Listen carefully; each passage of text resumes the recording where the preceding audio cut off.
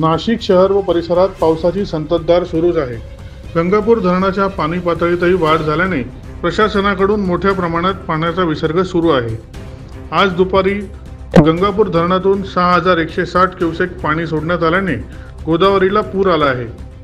रामकुंडा परिसरातील अनेक मंदिरे पाण्याखाली गेली आहेत। मारुतीच्या छातीपर्यंत पाणी पोहोचले असून अनेकांनी आपली दुकाने नदी किनारी हलवली आहेत। अग्निशमन दलाचे अधिकारी व पोलीस कर्मचारी रामकुंडावर तैनात आहेत। अनेक नागरिक पुराचे फोटो व व्हिडिओ काढण्यासाठी पाण्याजवळ जात असल्याने पोलीस त्यांना अडवत आहेत। मोठ्या प्रमाणात पाण्याचा विसर्ग करण्यात येत असल्याने नदीकाठच्या नागरिकांना प्रशासनाकडून सतर्कतेचा इशारा देण्यात आला आहे।